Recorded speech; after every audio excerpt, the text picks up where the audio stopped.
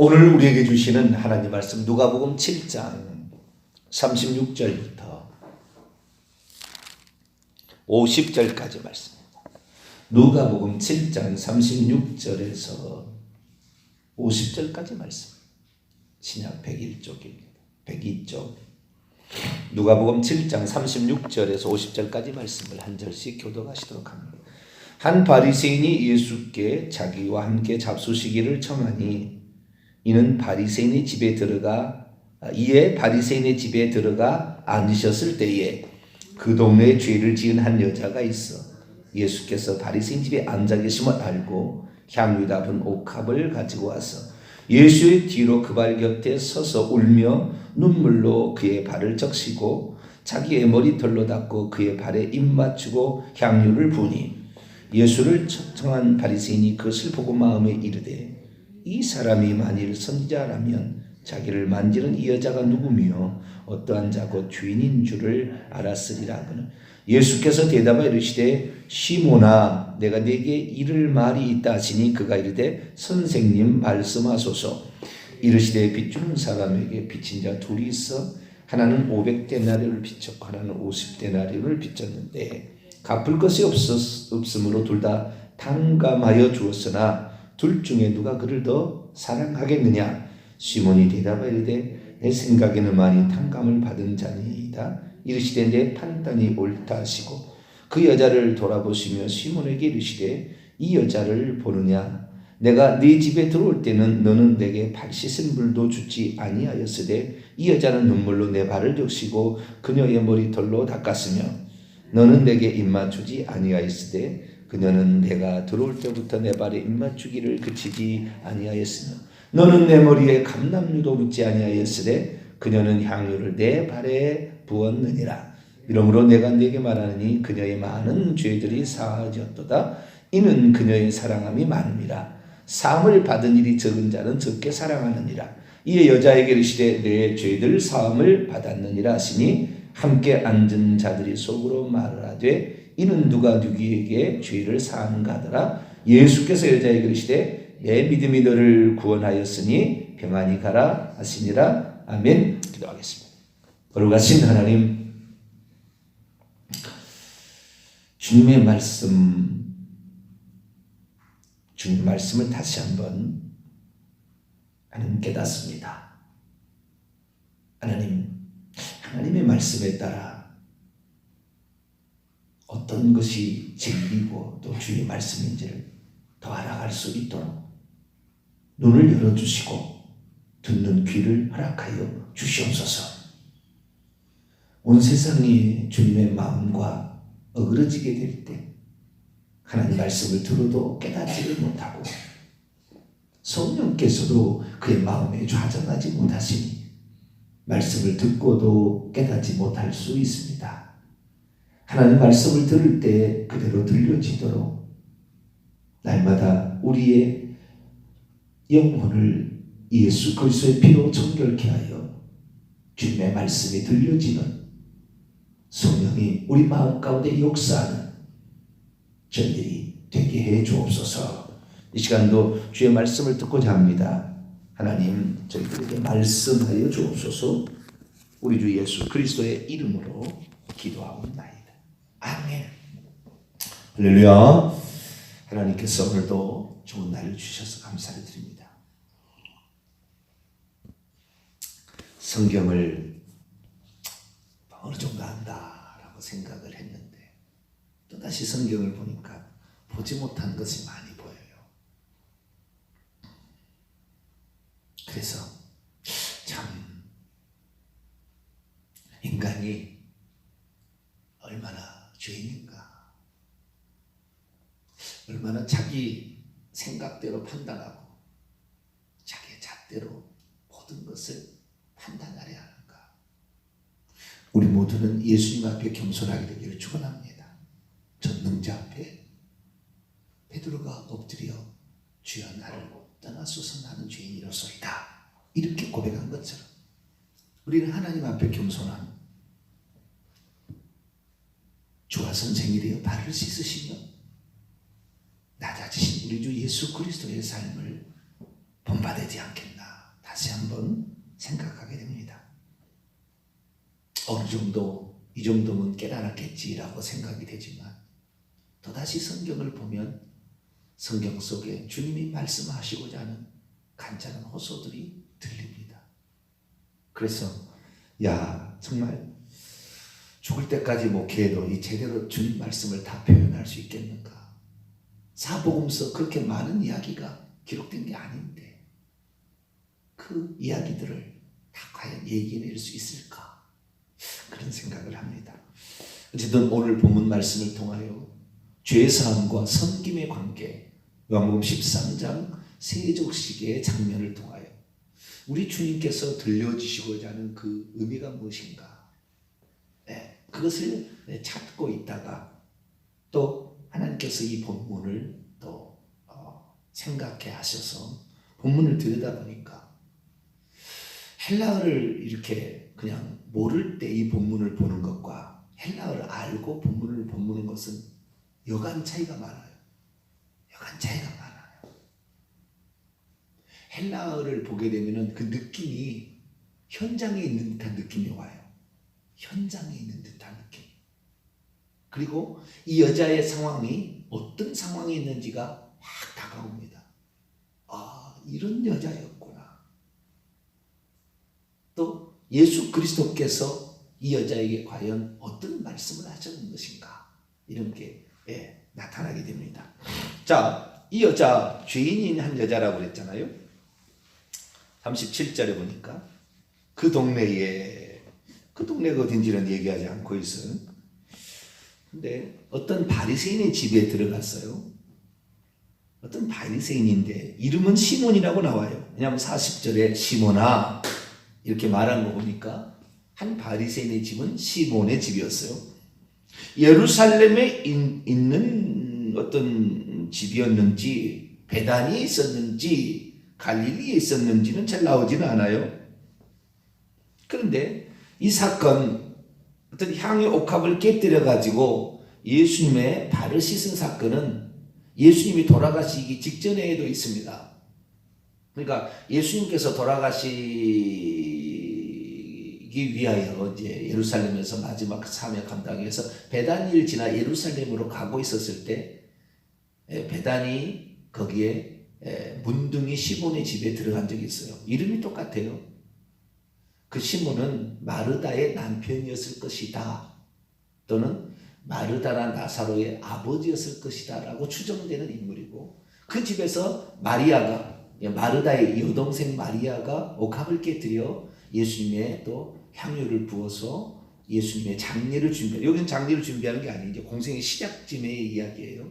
그래서 이 누가복음 7장에 나와 있는 이야기는 공생애의 시작쯤에 있었던 사건을 말하고 있고, 마가복음 14장이나 요한복음 12장에 나오는 그 마리아가 향유 옥합을 부은 사건은, 그 사건은 공생의 말기에 완전히 끝나는 일주일도 못 남겨놓고 이런 일이 있었던 사건이라 전혀 다른 사건입니다. 여자가 마리아라는 말 여기 안 나오고 죄인이라는 말이 나옵니다. 그러나 마르다의 여동생인 마리아가 죄인이라는 말은 안 나와요. 그러니까 전혀 다른 어떤 사건이에요. 전혀 다른 사건입니다. 근데 이 사람이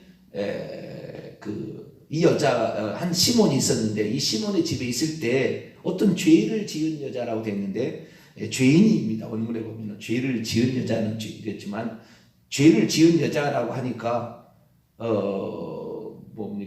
상당히 파렴치한 인간 이런 느낌이 확 드는데 그냥 죄인인 여자라고 그냥 표현한 게 낫습니다. 죄인인 여자가 있는데요. 있다는 말이 있어, 그 동네에 죄를 지은 한 여자가 있어 이렇게 되어 있는데, 원문을 보게 되면 그 느낌이 있어요. 그 느낌이. 원문은 어떻게 됐냐면, 보라, 37절에 이렇게 나오면 보라. 거기 우리 개혁성경은 없어요. 그냥 보라, 보라. 어떤 시선을 집중시킬 때 이 이두라는 표현을 씁니다. 이렇게 딱. 이건 요한계시록이 잘 나와요. 보라, 한 말탄자가 있으니 보라, 하늘에 힘센 천사가 내려온다. 보라, 이렇게 보라는 말이 나오거든요. 어떤 특징, 어떤 중요한 사건에 초점을 맞추고 싶을 때 보라라는 말이 쓰는데요. 이두 보라 귀인에 이 정관사가 안 붙었기 때문에 한 여자예요. 한 여자가 있는데 어떤 여자가 있냐면은 그 도시 안에 죄인으로 있었는데요. 죄인으로 있었는데 그 동네 그 도시 안에 그 도시라고 나와 있습니다. 이 동네가 아니라 도시 그 도시 안에 죄인으로 있었던 한 여자 이렇게 나옵니다. 근데 있었던이라는 이 있어라는 말이 헬라 원문을 보게 되면 동사 직설법 미완료 능동태예요. 그럼 뭐냐면 아직도 죄인이다 이 말. 과거에도 죄인이었고요. 과거도 죄인이었고 지금도 죄인이고요. 앞으로도 죄인 언제까지 할지를 몰라. 이것이 미완료거든요. 그러니까 이 동네 그 도시에 죄인으로 있어 왔고 지금도 있고 앞으로도 있을 것 같은 한 여자가 찾아왔다는 거예요. 그러니까 이 여자가 찾아온 것에 대해서 이 여자가 찾아왔는데요. 찾아온 것을 바리새인이 좋아했을까요? 싫어했을까요? 싫어했겠죠. 그러면 죄인이라고 표현했을 때 이 이스라엘 사람들이 죄인이라고 표현했을 때 어떤 사람을 죄인이라고 표현? 죄인과 창녀라는 말이 항상 같이 나와요. 죄인과 창녀. 죄인이라고 표현했을 때는 적어도 최소한 두 종류의 사람은 죄인이라고 불렀어요. 이스라엘 사람들이. 하나는 세리를 죄인이라고 불렀어요. 매국노니까. 자기 백성의 세금을 걷어다가 로마에 갖다 주니까 수탈하는 거니까 죄인. 그래서 삭개오도 죄인이 다 죄인. 세리를 죄인이라고 불렀고요. 또 하나가 창녀를 죄인이라고 불렀습니다. 두 종류의 사람이 죄인이에요. 그런데 다른 또 어떤 상황이 있을 수도 있겠죠. 그러나 둘 중에 하나니까 여자니까 남자는 세리가 죄인이고 여자는 창녀가 죄인이에요.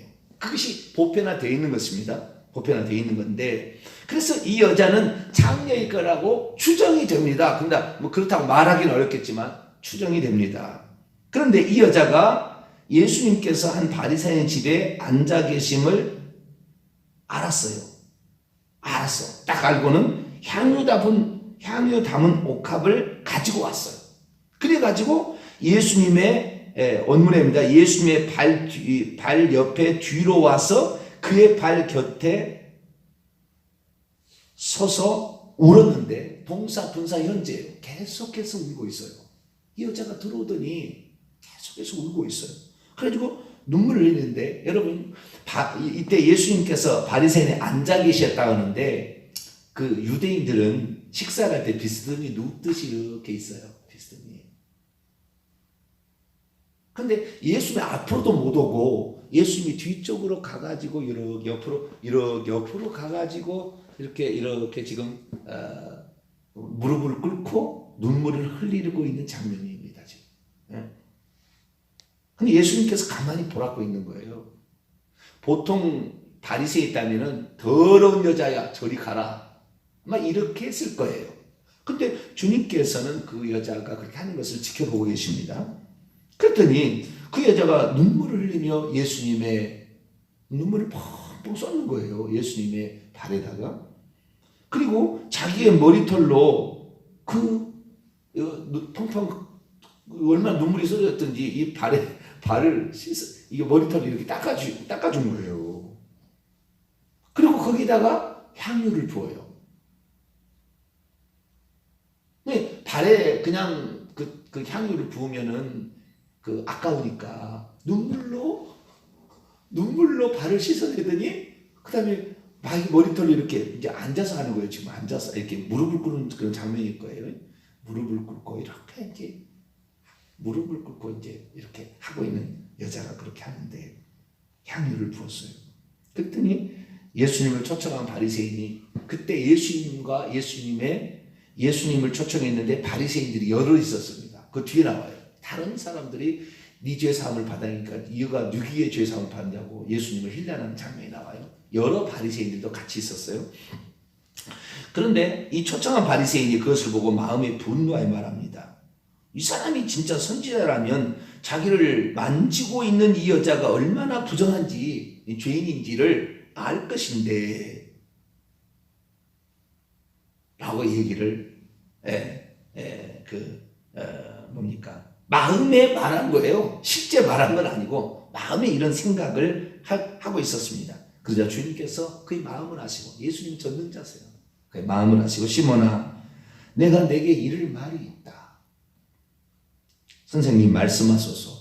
아직까지 이 바리새인은 예수님을 하나님으로 믿거나 주님으로 믿는 사람은 아니었던 것 같아요. 예수님이 궁금하거나 뭔가 책 잡기 위해서도 바리새인들이 자기 집에 초청해서 식사를 한 경우가 있습니다. 그래서 선생님에서 디다스칼로스라는 것은 아직 주님이라고 부르지 않는 사람이에요. 말씀해 주소서. 그랬더니 예수님이 얘기해 주는 거예요. 그 장면이 오늘 이 장면인데요. 이때 주님께서 하신 말씀이 47절에 의미심장한 말을 했다는 겁니다. 47절을 보겠습니다.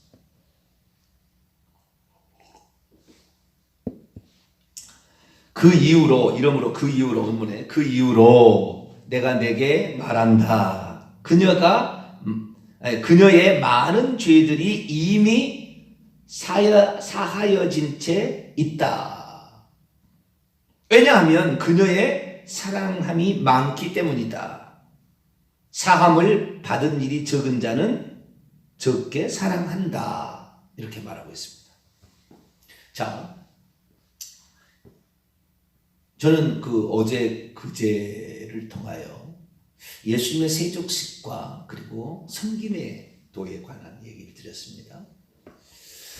예수님께서 온몸이 깨끗한 자는 발밖에 씻을 필요가 없다. 여기 지금 발을 씻는 장면이 나와요. 발밖에 씻을 필요가 없다. 그렇게 얘기하시면서 세족식을 마치고 말씀하시기를, 내가 무엇 때문에 이렇게 행하였는지를 너희가 알아왔느냐? 라고 물어보십니다.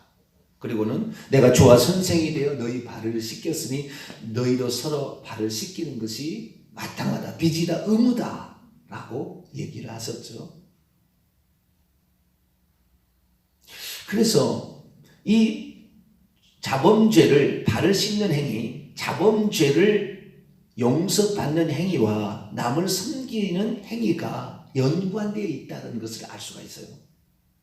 전혀 별개의 일이 아니라는 거예요. 다시 말해서 온몸이 깨끗함을 받은 사람은, 온몸이 깨끗함을 받는 사람은, 온몸이 깨끗함을 받지 못한 사람이 행위를 통해서 뭐 하려고 하면은 율법적 행위로 나갈 수 있으나, 이미 온몸이 깨끗해진 자, 예수님이 누구에서 정확히 하나님이 보낸 자인 줄 알고, 자기가 죄인인 것을 정확히 알고, 하나님이 보낸 메시아라는 사실을 정확히 알아서 그분이 하나님의 아들이라는 사실을 정확히 아는 자는 이미 목욕한 자예요. 목욕한 자는 발밖에 씻을 필요가 없다는 거예요. 이 여자가 지금 향유 옥합을 깨뜨려 가지고 발을 씻어주잖아요. 엄청 비싼 걸 지금 한 거예요. 그러자 이 바리새인이 저 여자가 저렇게 하도록 내버려 둔 것을 나쁘게 생각했어요. 나중에 예수님의 제자들은 허비한다고, 마리아가 허비한다고, 300데나리 이상 되는 이 향유를 깨뜨려서 허비한다고 했지만, 허비한다는 얘기 아니고 예수님 왜 죄인인 여자가 자기에게 이렇게 하는 것을 허용하고 있는가라고 책망했을 때에 예수님께서 말씀하시기를, 이 여자가 이렇게 하게 된 이유가 있지 않느냐라고 말해주는 거예요. 그래서 예수님께서는 그 여자가 하는 행위를 원래는 말렸어야 됩니다. 왜냐하면 죄인인 여자가 만지는 것을 허용하면 허용 안 하는 것이, 죄인하고 식사 안 하는 것이 유대인의 법이니까 안 했어야 되는데, 예수님이 그렇게 하고 있으니까 힐난하고, 이 바리새인들이, 제자도 별로 없어요. 힐난하고 막 이래요. 그 여자가 누굴까? 저의 개인적 생각은 요한복음 8장에 나오는 그 여자 아닐까 싶어요. 가늠하다 현장에서 붙잡힌 여자. 주님께서 너를 정죄한 자가 없느냐? 하나도 없습니다. 나도 너를 정죄하지 않을 거니까 다시는 죄를 범치 말라. 아마 그 여자일 수도 있지 않을까? 예루살렘이라면, 도시라고 얘기했으니까. 그럴 수 있지 않겠다는 생각이 드는데 그건 알 수 없는 얘기예요. 알 수 없는 얘기. 어쨌든 이 죄인인 여자란다면 이 여자가 창녀일 가능성이 매우 높다라는 생각이 드는데 이 여자가 한 일이 사람이 제가 했습니다.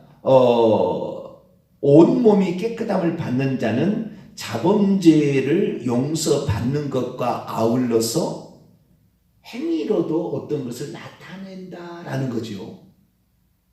이것이 어제는 제가 무슨 말씀을 드렸냐면 베드로가 예수님을 모른다고 부인하지 않겠다고 했다가 3번 저주하고 맹세하여 저주하여 부인해 버렸잖아요. 그런데 그대로 회개했다는 말은 없어요, 성경에. 그런데 요한복음 21장에 보게 되면 그 갈릴리 바다에서 만나서 3번 부인했으니까 3번 물어보심으로 내 양을 치라 라고 얘기를 한 거예요.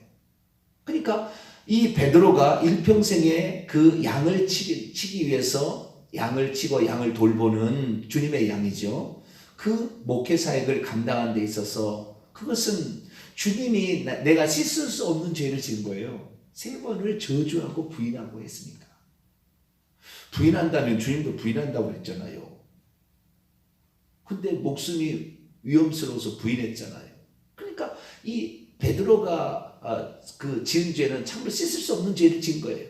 그런데 베드로가 일평생에 엄청난 고난, 역경, 심지어 죽을 때 나는 주님과 똑같이 죽을 수가 없다. 나를 십자가에 거꾸로 매달라 죽여달라.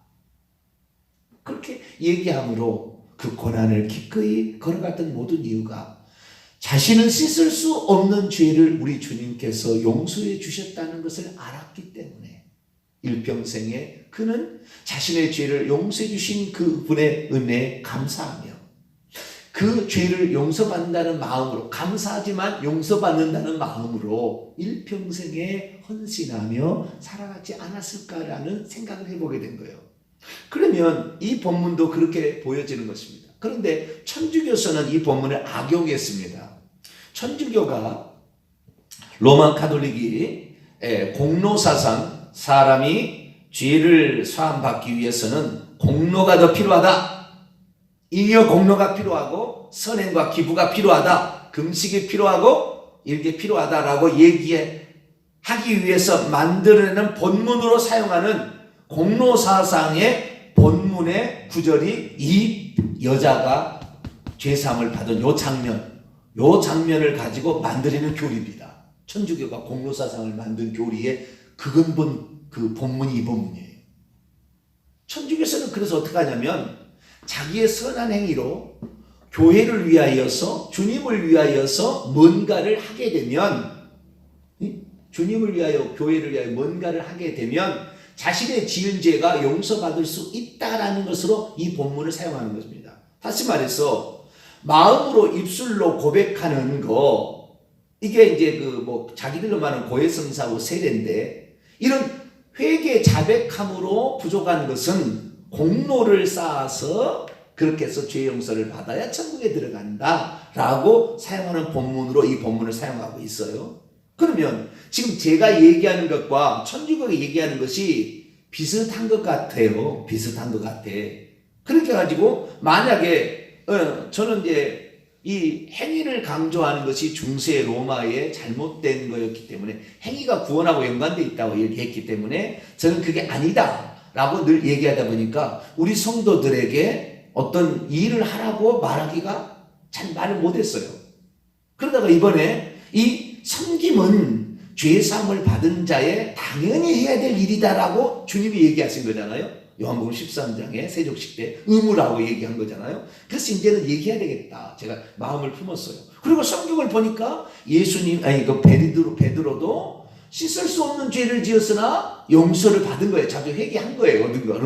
어느 순간에. 왜 닭이 울 때부터 회개했을 거라 나는 보는데 어쨌든 회개를 한 거예요. 그때 주님께서 회개를 받아주었다는 것이고 그러나 그 용서를 받았으니까 너가 씻을 수 없는 죄를 용서를 받았으니까 너도 남을 용서하며 살고 섬기며 사는 것이 용서다라고 말했다는 거죠. 그래서 이 본문도 그렇게 해석한다면 천주교하고 비슷한 해석이 되는 거예요. 그래서 천주교하고는 우리가 제가 얘기하는 거 어떻게 다른 거냐? 아주 다른 거예요. 아주 다른 거. 천주교는 어떻게 하느냐? 이렇게 행위를 함으로 너의 죄가 용서된다고 얘기하는 것이고, 오늘 본문 말씀은 행위를 함으로 용서된 것이 아니라 이미 네가 용서를 받았다고 한다면 너가 이렇게 나를 위해서 희생하는 것을 나는 용납해 주겠다 그 말이에요.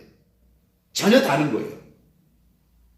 그러니까 천주교는 그게 없으면, 행위가 없으면 천국을 못 간다, 죄 용서를 못 받는다는 본문으로 이걸 사용하는 거예요. 잘못 사용한 거예요. 왜? 주님께서 이 말씀하실 때 비유로 그 중간에 탕감 비유를 말씀하시는데, 이 비유는 먼저 탕감 받았다, 이 사람이 용서를 받은 자가 하는 행위로 말씀하고 있기 때문에, 그러니까 천주교는 행위를 통해 용서를 받는 거지만 우리는 이미 온몸의 씻음을 받았어요.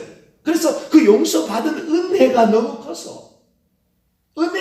커서 어떻게 하면 이 내가 용서받은 것을 보답할까 라는 자세로 이 여인이 나왔기 때문에 이 여인이 하는 것을 말리지 않는 거예요. 자, 그러면 주님께서 이 여자가 이미 죄 용서를 받은, 자기가 용서를 받은 여자인지 그 시간에 와서 향유 옥합을 깨뜨려서 용서를 받은 건지 본문을 살펴보도록 하겠습니다. 자, 40절에 이제 시몬에게 비유를 들어서 이제 예수님이 말씀하시는데 41절입니다. 이르시되 빚주는 사람에게 빚진 자 둘이 있어 하나는 500데나리온을 졌고 하나는 50데나리온. 50데나리온은요 50일치 품삯입니다. 그러니까 2달치가 안 되는 것이죠. 500데나리온은 1년 몇 개월, 1년 8개월 정도 될까요? 그 품삯이, 그러니까 품삯이 상당히 차이가 많이 나요. 50하고 50은 10배 차이 나잖아요. 그런 빚을 졌는데 갚을 것이 없으므로 둘 다 탕감하여 주었으니 둘 중에 누가 더 그를 사랑하겠느냐? 그러니까 그 주인을 빚진 자가, 빚주는 사람이죠. 빚주는 사람에게 빚진 자가 500데나리온을 빚졌는데 탕감 면제를 받았다는 건데, 탕감 받았는데 누가 더 그 빚을 내준 사람을 더 사랑하겠어요? 많이 빚을 탕감받은 자겠죠. 그러니까 시몬이 대답하여 이르되 내 생각에는 많이 탕감받은 자입니다. 네 판단이 옳도다 하시면서 그 여자를 돌아보신 후에, 그 여자를, 원문에 보니까 그 여자를 향하여 돌아보신 후에 시몬에게 말합니다. 이 여자를 보고 있느냐? 내가 네 집에 들어올 때 너는 내게 발 씻은 물도 주지 아니하였다. 그런데 이 여자는 눈물로 내 발을 적시고 그 머리털로 닦아주었다. 둘째, 너는 내게 입맞추지 아니하였지만 그녀가 내게 들어와서는 내 발에 입맞추기를 그치지 아니하였다. 입맞춘다는 것이 현재 지금 하고 있다는 걸 말하는 거예요. 46절, 너는 내 머리에 감람류도 붓지 아니하였으되 그녀는 향유를 내 발에 부었느니라. 결국에 이것을 말하는 게 뭐냐면, 이 여자가 죄의 사함을 받기 위해서 눈물을 흘리고 발을 씻고 닦아주고 발에다가 입을 맞추고 거기에다가 향유를 부은 게 아니에요. 500데나리온 탕감을 받은 거. 이미. 그러니까 이 여자는 예수님이 자기의 죄를 용서해 준 것을 알고 있었는데 큰 용서를 받았어요. 용서를 받아서 예수님께 감사를 표시를 해야 되겠는데 어느 날 바리새인의 집에 예수님이 왔다는 얘기를 듣고 달려온 거예요. 보통 사람 같으면 이 여자를 바리새인들이 막 욕을 하고 못 들어오게 하고 막 그랬을 가능성이 많아. 이 부정한 여자야 막 그렇게 하면서. 그런데 자기들도 잔치하면서 정신없을 때 그냥 훅 들어와 버린 거 아니에요? 훅 들어와 버린 거 아니에요? 그리고 예수님 밑에 가버리니까 예수님한테 하고 있으니까 뭘 말을 못한 거예요. 갑자기 자기 같으면 예수님 없었다면 쫓아냈을 거예요 아마. 근데 예수님께서 이제 말씀하시는 것이, 그래서 이 여자가, 그런데 자, 이 여자가 자기가 어떻든 그 예수님께서 자기 죄를 용서해 주셨든지 아니면 둘 중에 하나죠. 자기가 회개를 해서 어떻든 용서를 뭐 받았든지 그랬던 아니 용서를 받은 사람입니다. 어쨌든 자기가 예수님 때문에 용서를 받는다는 것을 정확히 알고 있는 사람이에요. 그게 50절에 나왔어요. 이미 이 여자가. 자, 50절을 볼까요? 시작. 예수께서 여자에게 이르시되 내 믿음이 너를 구원하였으니 평안히 가라. 이미 이 여자는 믿음이 있어서 왔어요. 예수님만이 나의 죄를 용서해 줄 수 있는 분이기 때문에 나는 이분 앞에 가서 그분에게 용서를 받은 표시를 나는 하리라. 이렇게 하고 온 거예요. 예수님을 이미 하나님의 아들로 메시아로 알고 있었다는 거예요. 이 여자는 비록 죄인이었으나, 그리고 현재도 죄인이라고 나와요. 이 본문에 보면은. 그러니까 이 여자가 지금도 죄를 짓고 있는 여자일 수 있어요. 그것은 이제 뭐 이것을 쓴 사람 자기가 그렇게 얘기 안 했지만 이 누가라는 저자가 그렇게 쓰고 있으니까 아마 맞지 않을까 싶어요. 그러니까 사람이 이 온몸을 씻음 받다 해서 모든 죄를 그다음부터 안 짓는 게 아니에요. 지금도 죄를 짓고 있어요. 그러나 자기가 어떻게 죄를 용서받은지를 아는 자는 그 한량없이 은혜 베푸신 그분 앞에 나와서 귀한 것이라도 기꺼이 드리고 싶고 내 삶을 들여서 봉사하고 싶고 이렇다는 거예요.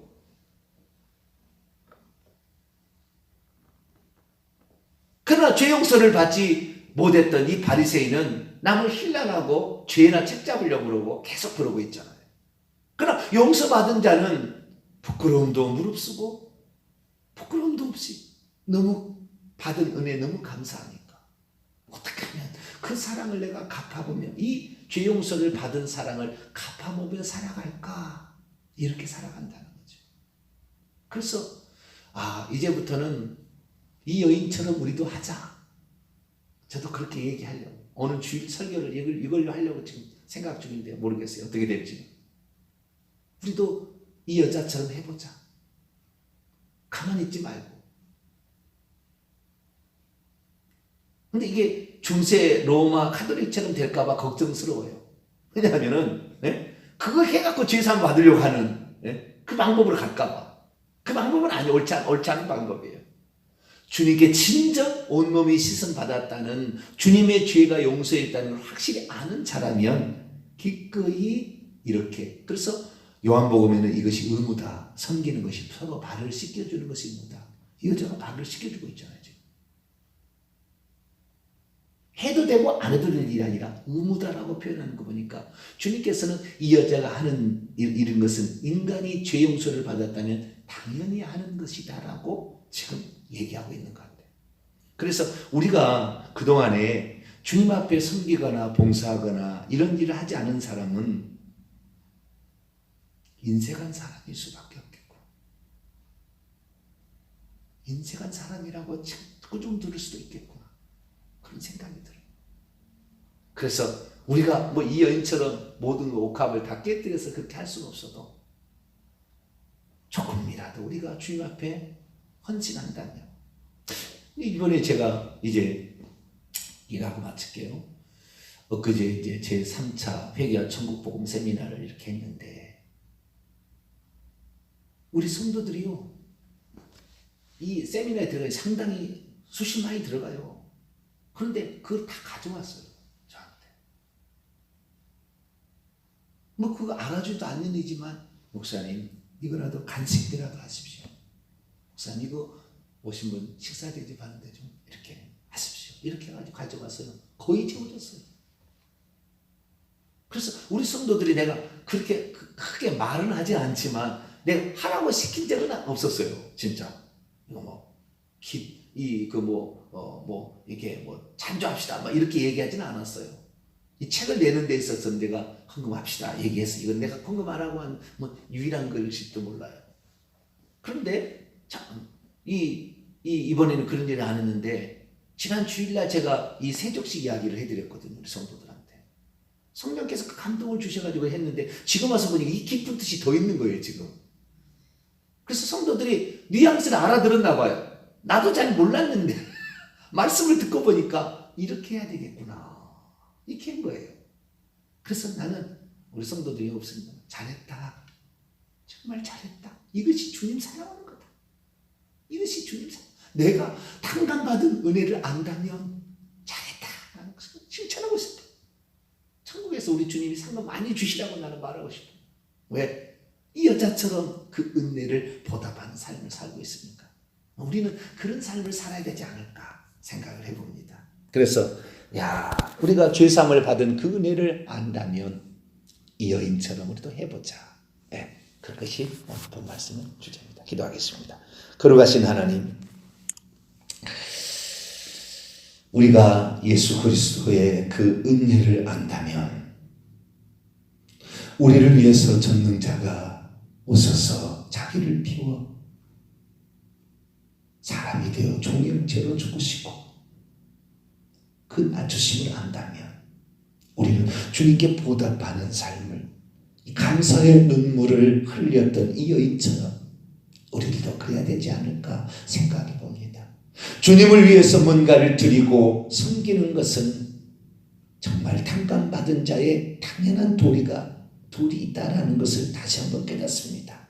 이제 이 말씀에 따라 우리도 받은 은혜 입씻어 버리지 말고 늘 어떻게 보답할까 생각하며 그리고 그것을 보답해 나가는 우리 모두가 되게 해 주옵소서. 우리 주 예수 그리스도의 이름으로 기도하옵나이다. 아멘. 하늘에 계신 우리 아버지의 이름을 거룩하게 하시며 아버지의 나라가 오게 하시며 아버지의 뜻이 하늘에서와 같이 땅에서도 이루어지게 하소서. 오늘 우리에게 일용할 양식을 주시고 우리가 우리에게 잘못한 사람을 용서하여 준 것 같이 우리 죄를 용서하여 주시고 우리를 시험에 빠지지 않게 하시고 악에서 구하소서. 나라와 권능과 영광이 영원히 아버지의 것입니다. 아멘.